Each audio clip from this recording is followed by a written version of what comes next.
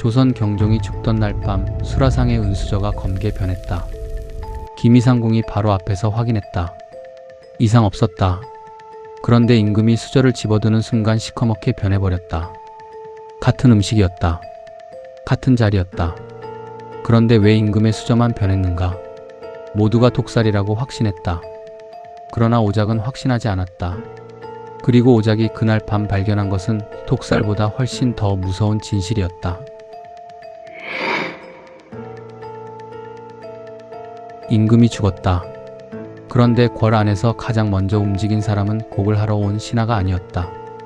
오작이 대조전 문을 열고 들어섰을 때 복도에는 신하들이 줄지어 서 있었다. 아무도 울지 않았다.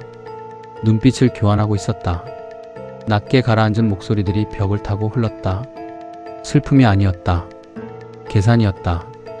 그리고 그 계산의 중심에 한 사람이 있었다. 연인군이었다. 경종의 이복 동생. 경종 1년의 왕세제로 책봉된 공식 후계자. 노론의 전폭적인 지지를 받는 사람. 형이 죽으면 왕이 될 사람. 그는 즉위 전부터 형의 자리를 위협한다는 소론의 공격을 받아왔다. 형제였지만 두 사람 사이에는 피 튀기는 당쟁이 있었다. 그리고 지금 형이 죽었다. 오작은 그것을 보면서 방 안으로 들어갔다. 경종이었다. 조선의 20번째 임금. 즉위 전부터 몸이 약했고 재위 내내 병석을 오르내렸다. 후사도 없었다. 재위 4년 만에 35의 나이로 눈을 감았다. 오작은 시신 곁에 앉았다. 얼굴을 살폈다. 목을 살폈다. 가슴, 등, 팔, 손끝까지 독살의 흔적을 찾았다. 아무것도 없었다. 그런데 오작은 일어서지 않았다. 수저가 있었다. 임금의 마지막 수라상에서 은수저가 검게 변한 채 발견됐다. 그것을 본 순간 궐 안의 공기가 달라졌다. 모두가 알고 있었다. 은수저가 검게 변하면 독이 있다는 것을. 소문은 그날 밤 안에 궐 밖으로 퍼져나갔다. 독살이다. 노론이 임금을 죽였다. 소론의 목소리가 높아지기 시작했다. 그런데 오작은 수저를 집어들고 한참을 들여다봤다. 이상했다. 오작은 20년간 독살 현장을 봐온 사람이었다. 맹독이 닿은 은수저는 얼룩덜룩하게 변한다. 독이 진하게 닿은 곳은 짙게, 옅게 닿은 곳은 연하게. 반드시 경계가 생긴다. 그런데 이 수저는 달랐다. 표면 전체가 경계 없이 균일하게 검었다. 맹독의 흔적이 아니었다. 그런데 오작의 머릿속에 다른 의문이 생겼다. 김이상궁이 바로 그 자리에서 임금이 보는 앞에서 임금이 먹기 직전에 이 음식에 수저를 넣었다. 변하지 않았다. 그런데 임금이 수저를 담그자 검게 변했다. 같은 음식이었다. 왜 결과가 달랐는가? 오작은 그 장면을 머릿속에서 다시 그렸다. 김이상궁은 수저 끝을 음식 표면에 살짝 찍었다. 그런데 임금은 게장을 푸기 위해 수저를 속 깊이 담갔다. 부패는 표면보다 속에서 더 빠르게 진행된다. 겉은 버티고 있었다. 그러나 속은 이미 달랐다. 황 성분이 속에 훨씬 짙게 쌓여 있었다. 김이상궁의 수저는 그 황 성분에 닿지 않았다. 임금의 수저는 정확히 그 속으로 들어갔다. 그래서 김이상궁 수저는 멀쩡했고 임금의 수저는 검게 변했다. 독이 아니었다. 상한 음식이었다. 오작은 수라 기록을 펼쳤다. 음력 8월 19일의 저녁. 임금의 마지막 수라. 게장과 생감. 그리고 기록 아래에 한 줄이 더 있었다. 왕세제궁에서 보내온 것. 오작은 그 한 줄을 2번 읽었다. 연인군의 처소에서 보내온 음식이었다. 그런데 임금은 그 전부터 이미 한 달 넘게 앓고 있었다. 음력 7월 중순부터 식욕부진과 오한, 설사가 이어지고 있었다. 학질이었다. 제대로 밥도 못 먹을 만큼 쇠약해진 상태였다. 그 상태의 형에게 왕세제궁에서 게장과 생감을 보낸 것이다. 당시 의관들 사이에서도 게와 감의 조합은 위험하다는 인식이 있었다. 두 음식 모두 성질이 차갑고 소화가 어렵다. 멀쩡한 사람도 함께 먹으면 폭통과 설사를 일으킬 수 있다고 했다. 하물며 한 달째 설사로 쇠약해진 임금에게는 어떻겠는가? 오작은 수락관 상궁을 불렀다. 상궁은 처음에 고개를 숙인 채 아무 말도 하지 않았다. 오작이 기다렸다. 상궁이 손이 떨리기 시작했다. 그러다 천천히 입을 열었다. 음식은 사흘 전에 담근 것이었다고 했다. 날이 더워 냄새가 조금 났다고 했다. 왕세 제궁에서 보내온 것이라 감히 되돌릴 수 없었다고 했다. 오작은 돌아섰다. 그런데 기록을 읽을수록 이상한 것이 하나 더 생겼다. 게장과 생강만이 아니었다. 부자라는 한약재가 있다. 독성이 강한 약재다. 몸이 극도로 냉한 사람에게만 쓴다. 열이 많고 설사가 심한 환자에게 쓰면 오히려 몸을 망가뜨린다. 임금의 상태가 급격히 나빠지던 중 왕세제가 어이를 불렀다. 인삼과 부자를 처방하라고 했다. 어의 이공윤이 반대했다. 지금 임금의 상태에는 절대 쓸 수 없다고 했다. 왕세제는 듣지 않았다. 결국 약이 올려졌다. 그리고 그날 이후 경종의 상태는 걷잡을 수 없이 나빠졌다. 오작은 검한 기록을 다시 펼쳤다. 맹독으로 죽은 사람은 이렇게 죽지 않는다. 독이 몸 안으로 들어오면 경련이 먼저 온다. 전신이 뒤틀린다. 출혈이 따라온다.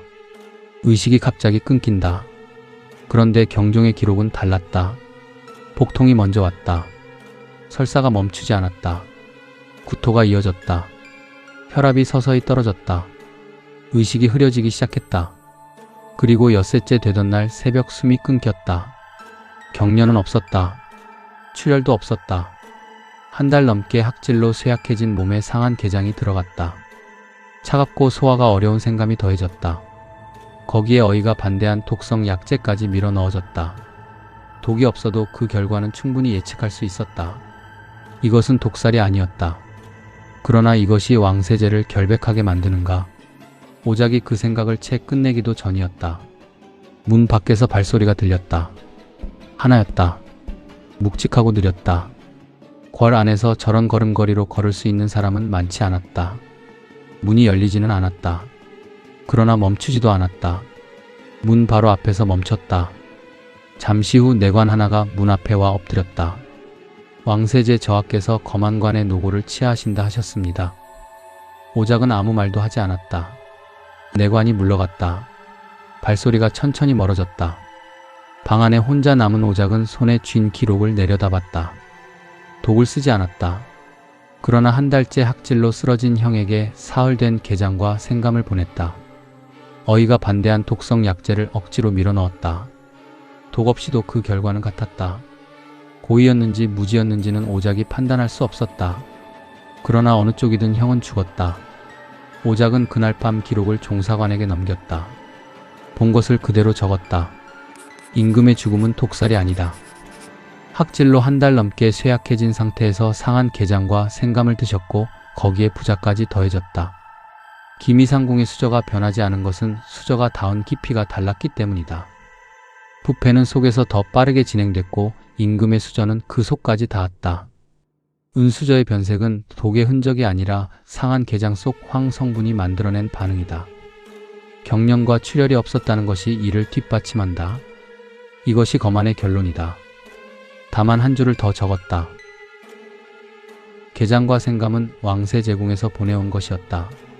어이의 반대를 무시한 것도 왕세제였다. 그것이 고의였는지 무지였는지는 검안으로 판단할 수 없다. 판단은 조정이 해야 한다. 붓이 종이 위에서 멈췄다. 오작의 기록은 조정에서 묵살됐다. 소로는 독살서를 계속 밀어붙였다. 왕세제는 즉위했다. 영조가 됐다.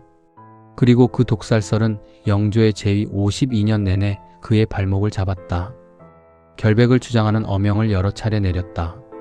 즉위 30년이 지나도 의혹은 사라지지 않았다. 오히려 더 깊어졌다. 영조 31년이었다.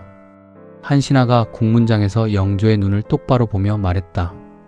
신은 갑진년 경종께서 돌아가신 그 해부터 게장을 입에 대지 않았습니다. 방 안이 굳었다. 영조는 분통해하며 눈물을 흘렸다. 즉위한 지 31년이 지났는데도 죽은 형의 수라상에 올랐던 게장 한 그릇이 여전히 그의 목을 조르고 있었다.